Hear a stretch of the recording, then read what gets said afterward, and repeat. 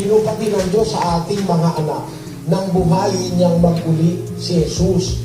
Gaya naman ang nasusulat sa ikalawang awit, ikaw ay aking anak, sa araw na ito ipinanganak kita. Kaya kausapin yung anak.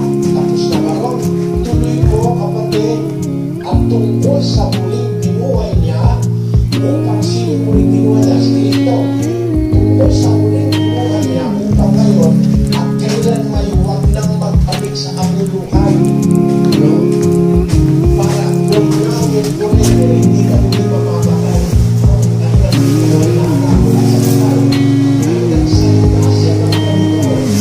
Ibigay ko sa iyo ang paraan at tunay na mga pagpapalang sapagkat sinabi niya sa ibang amin, hindi mo ipagkakaroon ng paraan at nakapagpapulukan.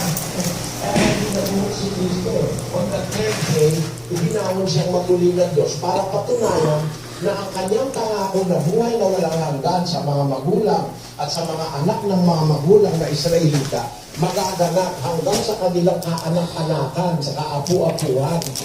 Na yung pangako na yun hindi nagbabago. Kasi hindi naman nagsisinungaling ang Diyos. At ang unang pinangakuan nito ay sino? Sino? Si Abraham. At ang hindi ni Abraham na si Cristo na anak ng Diyos. Basahin natin ang 3:16 ng Galasio. Ano ba?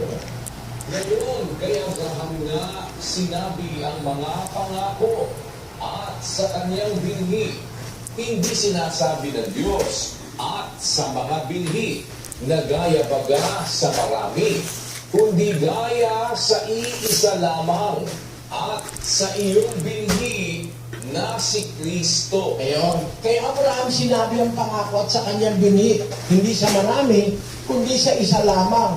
At sa iyong binhi, Abraham, ikaw, at sa iyong binhi, sa makapit bagay si Kristo. Ang binhi ni Abraham, si Kristo.